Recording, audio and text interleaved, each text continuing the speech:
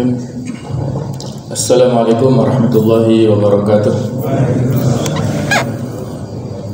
Alhamdulillahirabbil alamin. Wa bihi nasta'inu ala umuri dunya waddin. Asyhadu an la ilaha illallah wahdahu la syarika lah. Wa asyhadu anna Muhammadan abduhu wa rasuluh.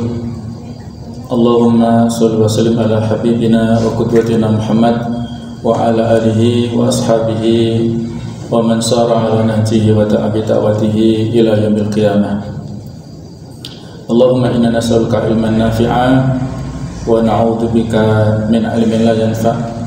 Subhanaka la ilma lana illa ma 'allamtana innaka antal alimul hakim wa tub 'alaina innaka antat tawwabur rahim. Rabbi shrah li sadri wa yassir li amri wahlul 'uqdatam min lisani yafqahu qawli, amma ba'du. Bapak-bapak, Ibu rahimakumullah, marilah kita teruskan pembahasan tafsir Al-Munir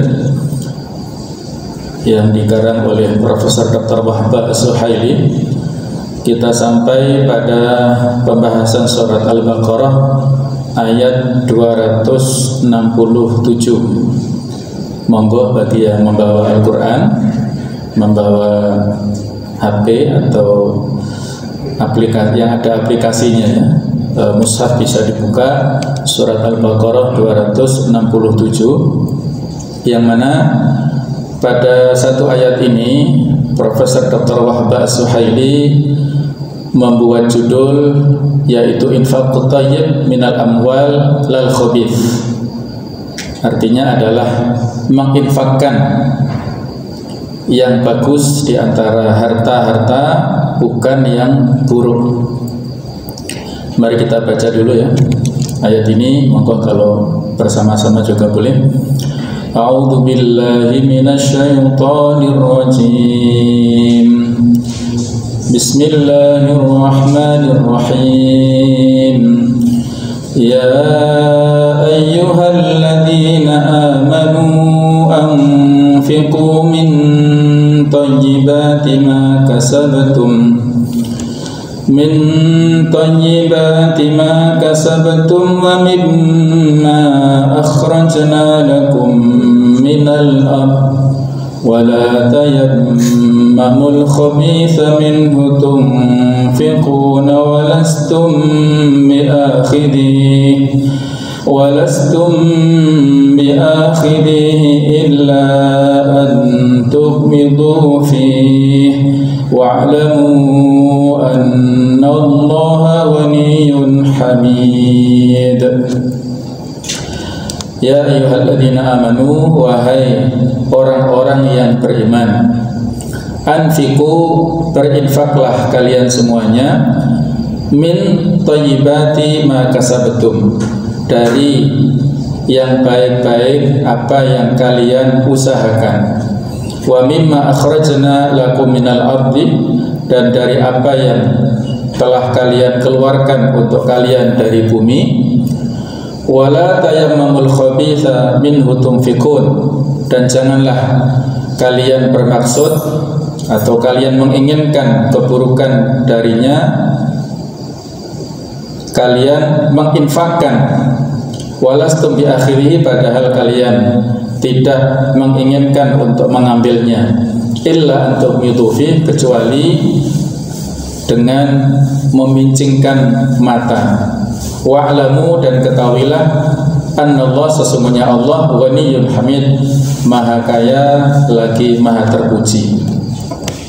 Sama sekalian, ada beberapa pembahasan di dalam tafsir ini tentang i'rab dan balaghah. Kita loncati langsung kepada al-mufradat al-lughawiyah ataupun kosakata bahasa. Yang dimaksud dengan kata-kata amfiku adalah penulis mengatakan zakku ya. Nanti ada perbedaan di antara ulama tentang perintah yang ada dalam ayat ini. Sebelumnya saya sitir sedikit ya yang disampaikan oleh Abdullah bin Mas'ud, salah seorang sahabat Nabi Muhammad SAW yang konsen di bidang Al-Quran ya. Abdullah bin Mas'ud pernah mengatakan, idza sami'tum qaulullah ta'ala ya ayyuhalladzina amanu far'i sam'aka fa inna fihi amran yu'maru bihi aw nahyan yunha anhu. Kalau kalian mendengarkan ayat Al-Qur'an yang diawali dengan kalimat ya ayyuhalladzina amanu, maka pasanglah telingamu, karena di dalam ayat ini ada perintah yang diperintahkan ataupun larangan yang dilarang. Nah, dalam ayat ini Allah memerintahkan kepada kita dengan fi'il amr, yaitu anfiku, berinfaklah kalian. Maknanya nanti ada perbedaan di antara ulama ya, apakah infak ini statusnya yang wajib yaitu berupa zakat, ataukah yang sunnah berupa infak biasa, sukarela itu ya, infak atau sedekah. Tapi penulis di sini membuat arti anfiku di mana zakku, zakatlah kalian. Min thayyibati, dari yang baik-baik. Ini adalah jiyadin wa hisan, yaitu hal-hal yang jayyid, yang baik, yang bagus-bagus. Mufraduhu thayyib, ai jayyid mustatab. Jadi kata-kata thayyibat itu adalah isim jamak ataupun kata benda bentuk plural yang kata tunggalnya adalah thayyib, maknanya adalah jayyid. Mustatabun artinya adalah yang diinginkan, sesuatu yang bagus, yang baik, yang diinginkan. Wadidduhu al-khabith al-mustakrah, lawannya itu adalah sesuatu yang buruk, yang tidak disukai oleh kebanyakan manusia. Sedangkan yang dimaksud dengan ma kasabatum, apa yang kalian usahakan, adalah minal mal, berupa harta. Apa yang kalian upayakan, yang kalian usahakan berupa harta. Sehingga kalau ini adalah maknanya kaitannya dengan masalah zakat, berarti kaitannya di sini adalah zakat mal. Jadi secara umum zakat ini kan terbagi menjadi dua ya. Zakatul fitr itu kaitannya dengan zakatun nafas, yaitu zakat yang berfungsi untuk membersihkan pribadi atau jiwa manusia, yang basisnya adalah setiap pribadi, orang kaya, orang miskin, orang laki-laki, perempuan, besar kecil, itu diwajibkan membayar zakat fitrah selama dia punya bekal makan minum ya selama 1 hari 1 malam, maka selama itu pula dia wajib mengeluarkan zakat fitrah. Nah, sedangkan kaitannya dengan makasabtum, apabila makna infak itu adalah zakat atau infak yang wajib, berarti itu adalah berupa zakat mal, zakat yang berbasis harta. Kalau zakat fitrah itu zakat yang berbasis pribadi-pribadi, sedangkan zakat mal itu yang berbasis harta, baik itu kaitannya dengan peternakan ataupun pertanian, perdagangan, emas, perak ataupun uang, rikas ataupun temuan, zakat profesi, persewaan dan lain sebagainya. Ini masuk dalam ma kasabtum minal mal, apa yang kalian upayakan berupa harta. Wa mimma akhrajna lakum minal ardi, dan dari apa yang telah kalian keluarkan dari bumi. Maksudnya adalah wa min thayyibati ma ambatna minal hubub wathimar, apa yang baik-baik dari apa yang kalian tanam berupa biji-bijian ataupun buah-buahan. Wala tayammamu, maksudnya adalah taksudu, janganlah kalian menginginkan, kalian bermaksud al-khabitha bimakna ar-radi, yaitu sesuatu yang buruk, yang jelek. Walastum bi akhirihi, dan kalian tidak mengambilnya, sesuatu yang al-khabith, yang buruk. Lau u'titumuhu fi hukukikum, seandainya kita mendapatkan hal yang seperti itu, maka kita tidak berkenan untuk memungutnya, untuk mengambilnya. Nah, sesuatu yang kita tidak mau untuk menerimanya, maka tidak pantas untuk kita berikan kepada orang lain. Illa antum mitufi, kecuali apabila kalian dengan memincingkan mata. Ini adalah maksud bitasahul wa ghadul basar, Jadi dengan maksud meremehkan, dengan menundukkan pandangan. Ini isyarat ekspresi wajah yang menunjukkan meremehkan kepada orang lain. Fa kaifa tu'atuna minhu haqqallah? Maka bagaimanakah kalian menunaikan darinya itu hak Allah? Kalau kepada manusia kita tidak boleh menunaikan dengan cara-cara atau dengan harta yang buruk, maka bagaimanakah itu kita tunaikan untuk memenuhi perintah dari Allah Subhanahu wa taala, yaitu berupa zakat tadi. Di akhir ayat Allah berfirman, wallahu ghaniyyun hamid, ya, ghaniyun an nafaqatikum, Allah maha kaya dari apa yang kalian belanjakan, apa yang kalian infakkan. Sedangkan makna hamidun adalah mustahiqun lil hamdi ala ni'amihil katsirah. Allah yang paling layak untuk mendapatkan pujian terhadap nikmat-nikmatnya yang sangat banyak itu. Ini makna mufradat lughawiyah ataupun kosakata bahasa Arab yang ada di dalam ayat 267 ini. Pembahasan berikutnya adalah terkait dengan sababun nuzul ataupun latar belakang historis turunnya ayat ini. Ada beberapa riwayat yang disebutkan oleh Syekh Muhammad Zuhaili di dalam tafsir ini. Di antaranya yang pertama adalah rawa al-Hakim wa Tirmidzi wa Ibnu Majah wa ghairuhum anil Bara' bin Azib. Diceritakan oleh Al-Hakim, Tirmidzi serta Ibnu Majah dan ulama hadis yang lain, yaitu dari perawi sahabat yang bernama Al-Bara' bin Azib. Qala, beliau mengatakan, nazalat hadhil ayah fina ma'syarul ansar. Ayat ini diturunkan kepada kami orang-orang Ansar, yaitu kaum muslimin yang tinggal di Madinah. Itu disebut kaum Ansar, sedangkan yang datang dari Mekah adalah muhajirin. Jadi ayat ini khusus diturunkan kepada orang-orang Ansar. Orang-orang Ansar yaitu para sahabat yang sudah ada tinggal di Madinah, penolong-penolong saudara-saudaranya yang hijrah dari Mekah itu. Kunna ashaban nakhlin, bahwasanya kami itu adalah para petani kurma. Kita kenal ya, penduduk Madinah dari dulu sampai sekarang ini memiliki profesi utamanya ataupun mayoritas adalah petani kurma. Wa kana ar-rajulu ya'ti min nakhlihi ala qadri kathratihi wa qillatihi. Dan ada seseorang yang membawa kurmanya menurut kadar kemampuannya, banyak dan sedikitnya. Kalau dia panen banyak, maka bawa banyak. Kalau panen sedikit berarti bawa sedikit. Wa kana nasu mimman la yarghabu fil khair. Dan ada di antara mereka orang yang tidak suka untuk melakukan sesuatu yang terbaik. Jadi dia asal-asalan. Ya'tir rajulu bil kinwi fihi asyisu wal hashafu.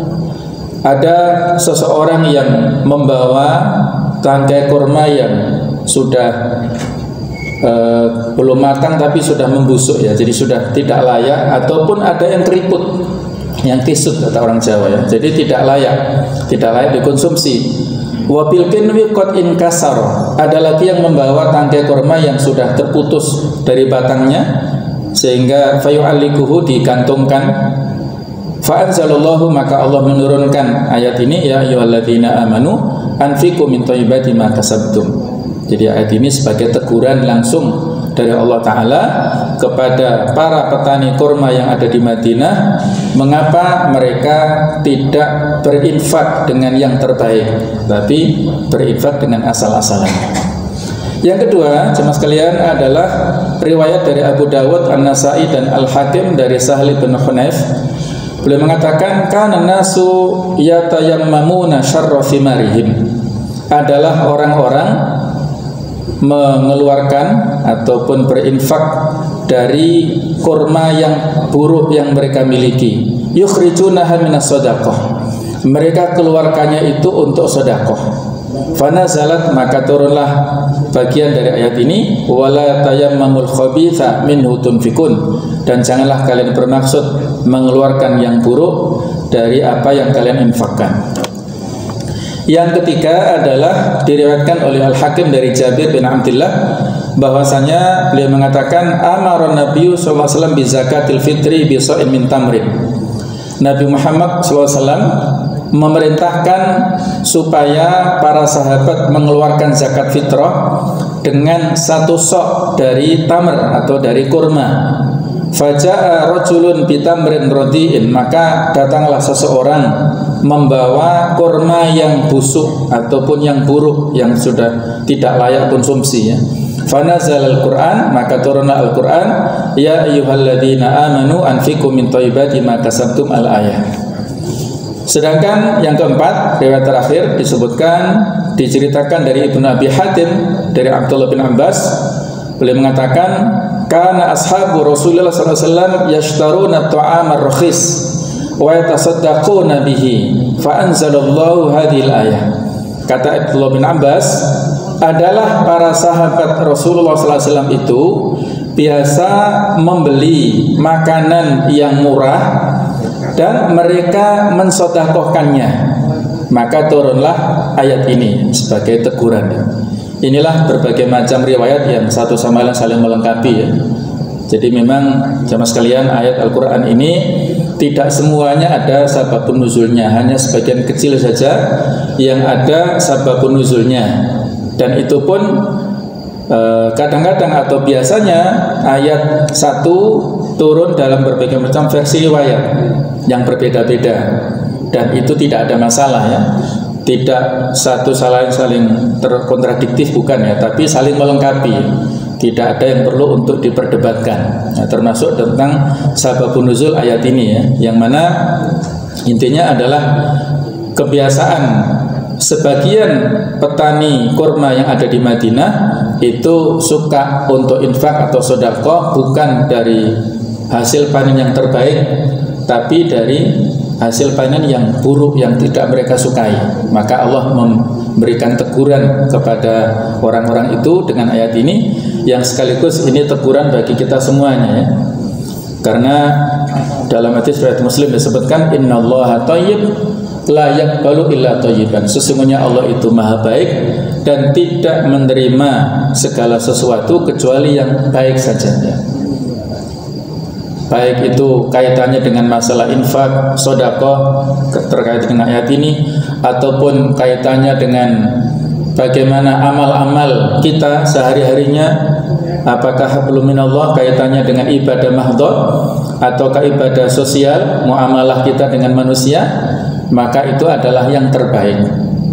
Di surat Al-Maidah 27 Allah berfirman, innama yataqabbalullahu minal muttaqin. Sesungguhnya Allah hanya menerima segala sesuatu itu dari orang-orang yang bertakwa.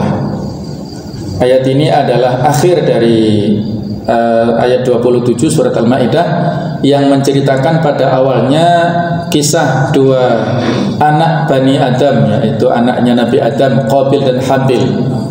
Watlu alaihim naba abnai Adam bil haqq. Ceritakanlah kepada mereka tentang 2 orang anaknya Nabi Adam dengan sebenar-benarnya. Idh qarraba qurbana, ketika mereka berdua melakukan kurban.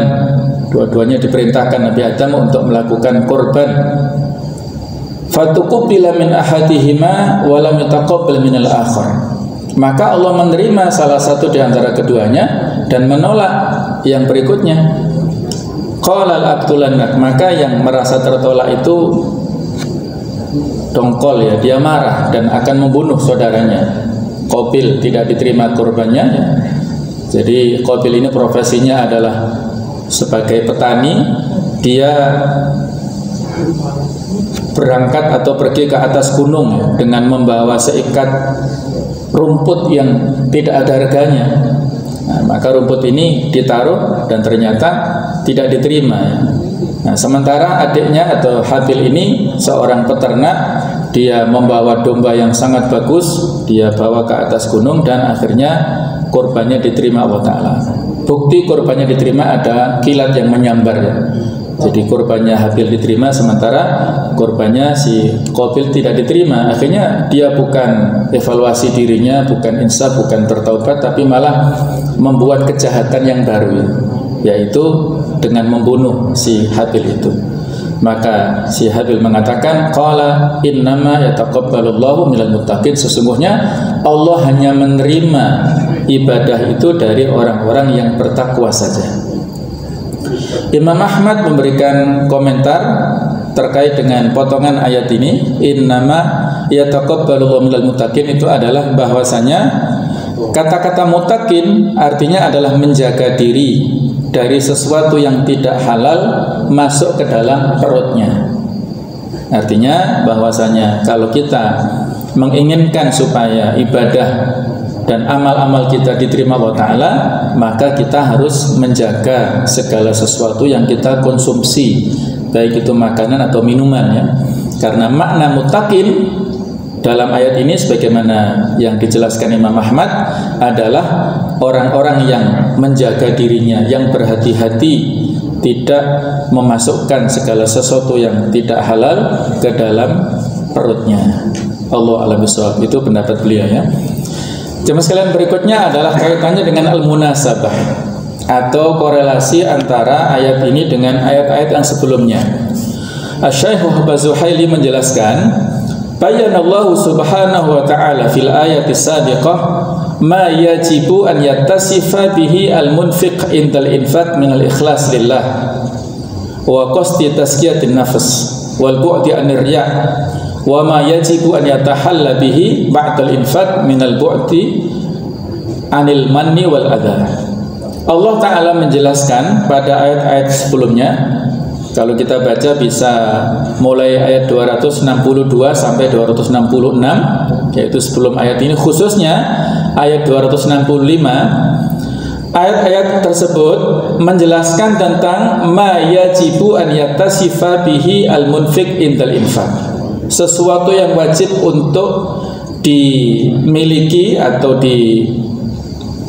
seorang munfik atau yang melakukan infak memiliki sifat pada saat infak. Apa yang harus dimiliki oleh seorang yang berinfak fisabilillah itu adalah minal ikhlas lillah. Jadi syaratnya harus ikhlas karena Allah Ta'ala. Wa qasdi tazkiyatin nafsi, dan bertujuan untuk mensucikan dirinya. Wal bu'di anir riya, menjauhkan diri dari riya, ingin pujian atau mendapatkan apresiasi dari orang lain misalnya. Wa ma yajibu an yatahalla bihi ba'dal infaq, dan apa yang harus dia miliki, sifat-sifat yang terpuji sesudah dia berinfak, yaitu apa? Minal bu'di anil mani wal adha, menjauhkan dirinya dari menyebut-nyebut jasanya ataupun menyampaikan kata-kata yang menyakitkan kepada orang yang menerimanya. Jadi pada saat ayat-ayat sebelumnya menjelaskan tentang kualifikasi orang yang berinfak harus memiliki keikhlasan tujuannya, kemudian dia bertujuan untuk membersihkan dirinya dari segala macam penyakit hati, mensucikan dirinya, kemudian menjauhkan dari segala macam penyakit riya, dan juga setelah infak juga dijaga terus supaya tidak sia-sia sebagaimana sudah kita jelaskan pada ayat sebelumnya. Tsumma bayyana ta'ala huna sifatal malil mabdul. Maka dalam ayat ini kemudian Allah menjelaskan di ayat ini, ayat 267 ini, tentang sifat harta yang dialokasikan, yang dikeluarkan untuk infak tadi. Wa huwa an yakuna min sayyidil amwal, yaitu apa? Bahwasanya harta tersebut harus dari harta yang terbaik yang kita miliki, bukan asal-asalan, bukan yang buruk, tapi harta yang terbaik. Nah, inilah tentang munasabah, korelasi antara ayat ini dengan yang sebelumnya. Jadi orangnya ataupun pelakunya itu harus memiliki sifat-sifat yang baik, sementara barangnya yang diinfakkan, yang disedekahkan itu juga harus yang terbaik, tidak boleh asal-asalan. Berikutnya tentang at-tafsir wal bayan. Dari ayat ini Syekh Az-Zuhaili mengatakan, iya, man ittasaftum bil iman amarakum an tunfiqut thayyibal jayyid minal amwal. Wahai orang yang kalian sifati dengan iman, sesungguhnya Allah memerintahkan kepada kalian agar berinfak dari yang baik berupa harta-harta yang kalian miliki, sawaun akana nuqudan, apakah itu harta yang atau harta yang berupa uang, ammasyah ataukah binatang ternak yang bisa berjalan, am hububan wa zuru'an, bisa berupa biji-bijian ataupun pertanian, am silaan tijariyatan wa ghairiha, ataupun barang dagangan yang diperjualbelikan ataupun yang lain-lainnya ya. Kal ma'adin wal kunuz war rikas, begitu pula barang-barang tambang yang kalian dapatkan dari dalam bumi ataupun barang-barang temuan dafinul jahiliyah yang ditemukan dari zaman jahiliyah ya. Biasanya ada disebut harta karun ya. Harta karun adalah harta temuan.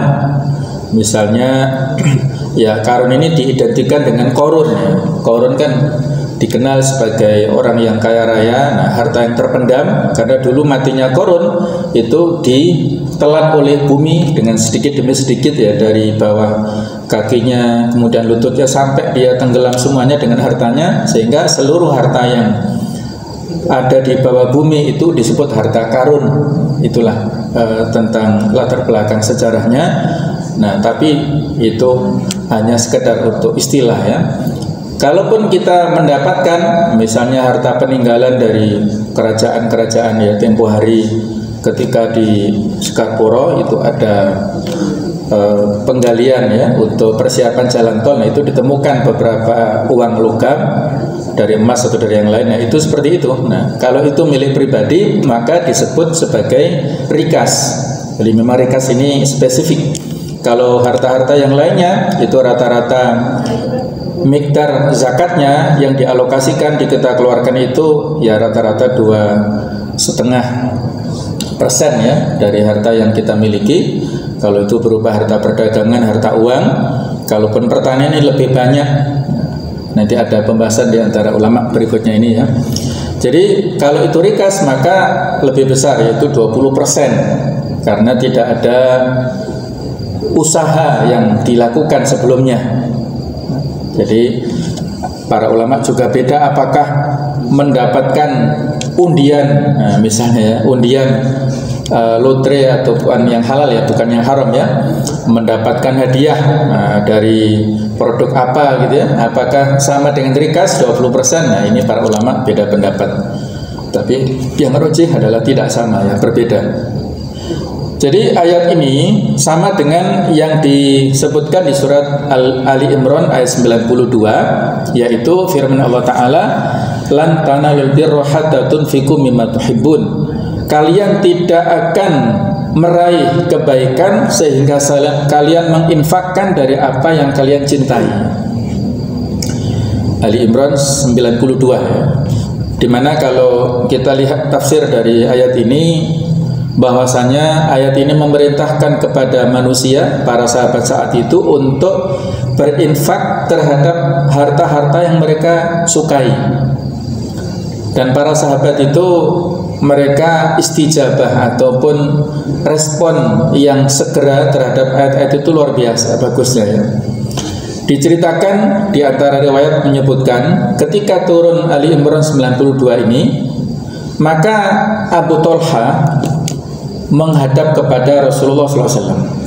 Wahai Rasulullah SAW, saya punya kebun kurma yang namanya Bayruha. Itu berhadapan dengan Masjid Nabawi, posisinya sangat strategis dan menghasilkan panen yang banyak. Wahai Rasulullah SAW, saya punya kebun kurma ini dan inilah harta yang paling saya sukai, yang paling saya cintai. Dan dalam ayat itu kita tidak mendapatkan kebaikan sebelum menginfakkan harta yang paling kita sukai. Maka saya datang untuk menyerahkan kebun kurma ini kepada Anda untuk dibagikan, terserah mau dibagi kemana. Nah, maka Nabi SAW memberikan pujian yang luar biasa. Tapi karena beliau melihat kerabat-kerabatnya Abu Talha ini orang-orang yang juga fuqara wal masakin, akhirnya kebun kurma ini bukan dibagi kepada orang lain, tapi justru kepada sanak kerabatnya sendiri. Nah, semuanya mendapatkan kebaikan. Ada lagi Umar bin Khattab pada saat turun ayat ini juga menghadap kepada Rasulullah SAW. Beliau menyampaikan, ya Rasulullah SAW, harta yang sangat saya sukai itu adalah lahan yang ada di Khaybar. Jadi rupanya Umar punya ya semacam investasi ya, ataupun tabungan ya, mungkin dari ghanimah barangkali ya, yang setelah perang Khaybar beliau punya kebun kurma di sana yang juga nilainya bagus ya, mahal. Maka Umar bermaksud untuk menginfakkan, untuk mensodakokan, untuk mewakafkan fisabilillah. Maka Nabi SAW memberikan resep, wahai Umar, tahanlah pokoknya, kemudian infakkanlah buah-buahnya.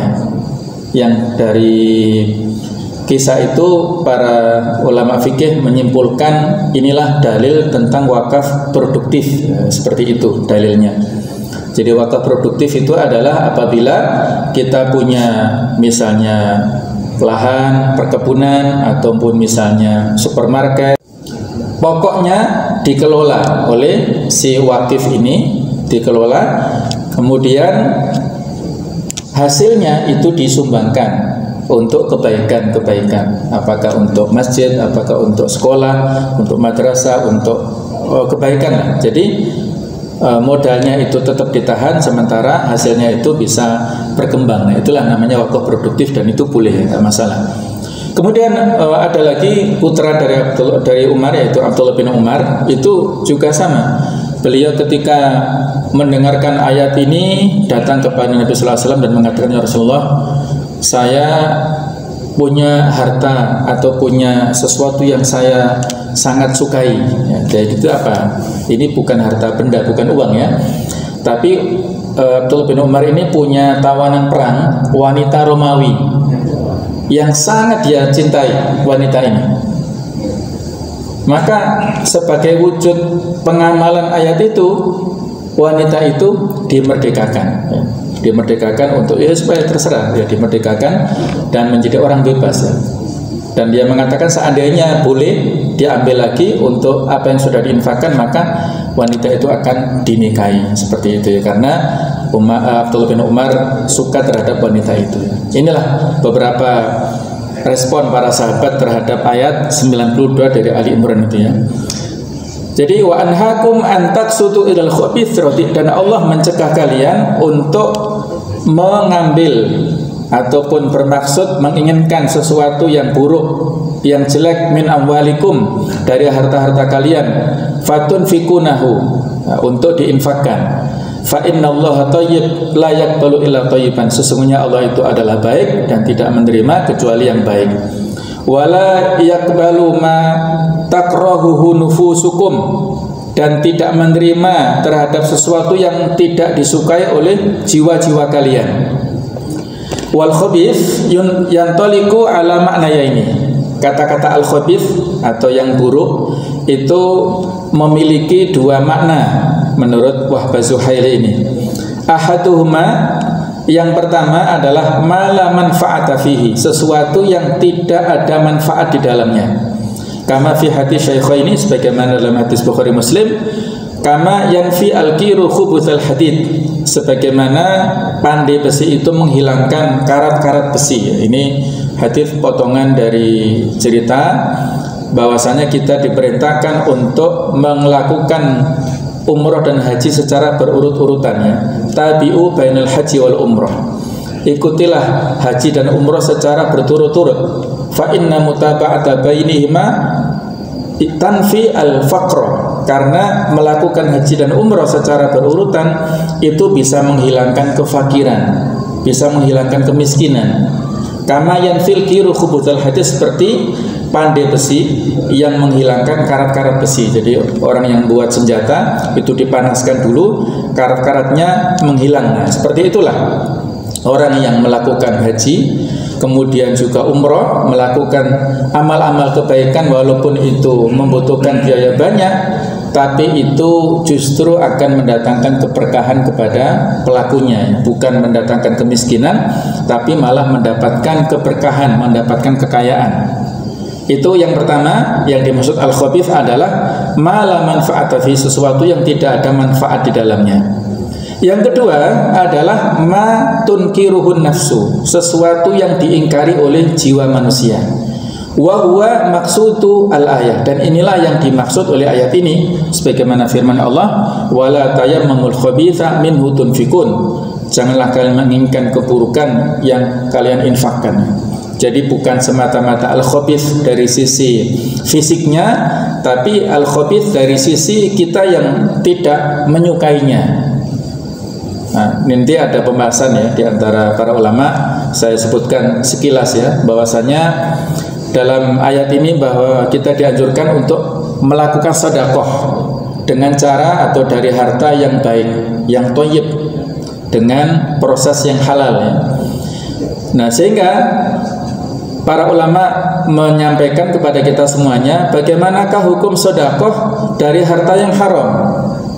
Maka di sini ada rinciannya ya. Paling tidak apabila kita bersedekah dari harta yang haram itu ada 3 macam, 3 klasifikasi. Yang pertama adalah bahwa harta yang haram itu secara zatnya memang haram, secara fisiknya, fisik dari harta itu, misalnya khomer ataupun babi ataupun benda najis ya, maka ini otomatis tidak diterima zakat ataupun sedekah dari barang-barang yang najis secara fisik, maka ini wajib dimusnahkan ya. Jadi kalau orang yang bersedekah infak dengan yang haram secara fisik, maka tidak diperbolehkan dan harus dimusnahkan. Yang kedua, yaitu harta yang haram karena berkaitan dengan hak orang lain, berarti tidak halal. Jadi kalau thayyib itu banyak kaitannya dengan fisik dari benda itu, kalau halal itu adalah prosesnya. Misalnya kalau ada orang yang bersedekah infak dari harta curian, dia punya HP, habis mencuri diinfakkan. Dia punya mobil misalnya, hasil curian, kemudian diinfakkan. Nah, itu juga sama ya, tidak diterima dan wajib dikembalikan kepada pemilik aslinya. Yang ketiga adalah harta yang haram karena pekerjaannya. Ya misalnya harta riba ataupun perdagangan yang haram, maka ini juga sama, tidak diterima. Inilah 3 macam orang yang bersedekah apabila fisiknya itu haram, ataupun yang kedua adalah dari proses yang tidak halal, ataupun yang ketiga adalah secara umum ya. Jadi harta itu dihasilkan dari pekerjaan secara umum yang itu dari proses yang tidak halal seperti riba dan sebagainya, maka itu juga tidak diterima oleh Allah. Jadi kalau ini adalah kaitannya dengan sedekah, begitu pula kaitannya dengan alokasi untuk ibadah. Ya, misalnya pada orang yang pergi haji ya, dari harta yang haram. Nah, ini bagaimana hukumnya? Jadi misalnya dia korupsi kemudian dibayar untuk OMH. Nah, apakah diterima atau tidak? Ataupun mungkin yang banyak didiskusikan di kitab-kitab usul fikih itu adalah bagaimana hukum orang yang sholat di tempat hasil khosab, hasil curian, atau dia berpakaian untuk sholat dari yang cara yang haram ya, yang tidak halal. Nah, ini ada perbedaan di antara ulama. Ada sebagian yang mengatakan bahwasanya sholatnya tidak sah. Nah, ada yang mengatakan, jumhur itu malah mengatakan sholatnya sah tapi dia berdosa. Nah, karena ini 2 hal yang berbeda antara pakaian dengan sholatnya sendiri ya, walaupun kalau diruntut memang ada keterkaitan ya, karena pakaian adalah termasuk syarat sahnya dalam sholat adalah menutup aurat. Apabila didapatkan dari cara-cara yang tidak haram, maka itu lebih banyak kepada tertolaknya ya. Secara umum hadisnya sudah kita sebutkan tadi, innallaha thayyib la yaqbalu illa thayyiban. Saya dulu dapat cerita ada seorang peternak, mohon maaf ini di daerah Malang bagian timur sana ya. Itu ada peternak babi ya. yang kaya raya. Jadi dia tiap tahun itu berangkat haji. Ya, jadi peternak. Dan parahnya lagi ya. Jadi katanya bahwasanya kalau mau dijual ya babinya itu dikasih makan batu bata yang ditumpuk ini. Batu bata ditumpuk supaya berat ya. Supaya kalau ditimbang itu berat. Nah, jadi ini sudah numpuk-numpuk ini. Jadi binatangnya itu sudah najis. Nah, kemudian proses perdagangannya juga tidak halal. Nah, kemudian dia melakukan kecurangan di situ ya. Melakukan kecurangan seperti wailul lil mutaffifin ya. Orang yang curang dalam bab timbangan. Jadi tapi dia bisa haji setiap tahun dulu sebelum masa pandemi dulu ya. Nah, ini bagaimana hukumnya Allah alam ya. Allah yang Maha tahu ya. Tapi dari teori-teori yang disampaikan para ulama, maka ini lebih kepada tertolak ya apa yang dilakukan. Nah, berikutnya sebelum kita akhiri ya, bagaimana cara menyalurkan harta yang haram itu? Ada beberapa pendapat di antara ulama. Yang pertama, harta yang haram itu adalah untuk kepentingan kaum muslimin secara umum. Ini pendapat Ibnu Taimiyah. Yang kedua adalah sebagai sedekah sunnah secara umum, bukan yang wajib tapi sunnah ya, diberikan kepada fakir miskin misalnya, ataupun untuk pembangunan masjid. Ini menurut pendapat dari madhab Hanafi, Maliki, dan juga Imam Ahmad serta Imam Ghazali dari madhab Syafi'i. Jadi boleh mengalokasikan harta itu untuk kepentingan umum, fakir miskin secara umum, ataupun bangunan masjid secara umum. Yang ketiga, disalurkan pada maslahat kaum muslimin dan fakir miskin selain untuk masjid. Ini dari pendapat Lajnah Daimah Saudi ya, semacam MUI-nya Saudi ya, itu boleh untuk kemaslahatan atau bahasa kita adalah untuk fasilitas umum ya, kemudian juga untuk fakir miskin selain daripada masjid. Nah, sementara pendapat yang keempat disalurkan untuk tujuan fisabilillah yaitu jihad. Ini juga pendapat Ibnu Taimiyah.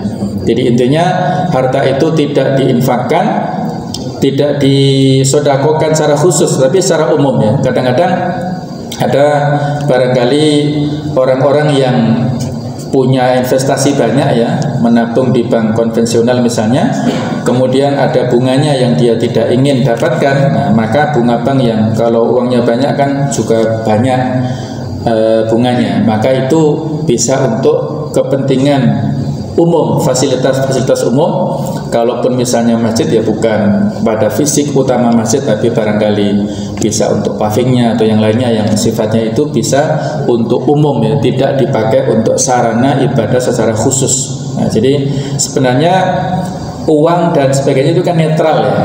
Nah, uang itu kan netral. Nah, yang tidak halal itu adalah prosesnya. Nah, yang dipermasalahkan adalah prosesnya itu. Kalau uangnya karena netral, berarti dia kalau dihambur-hamburkan misalnya karena ini hasil uang apa terus dibuang ke laut, nah misalnya berarti kan itu menghilangkan sekian banyak manfaat yang seharusnya itu bisa untuk kepentingan-kepentingan umum yang itu menurut sebagian ulama diperbolehkan seperti itu ya. Allah alam shawab, ini yang bisa kita sampaikan dulu. Insyaallah kita akan lanjut pada pertemuan yang akan datang tentang tafsir dan juga fikihnya. Mudah-mudahan ada manfaatnya. Kurang lebihnya mohon maaf. Subhanakallahumma wa bihamdik asyhadu an la ilaha illa anta astaghfiruka wa atubu ilaik. Wassalamualaikum warahmatullahi wabarakatuh.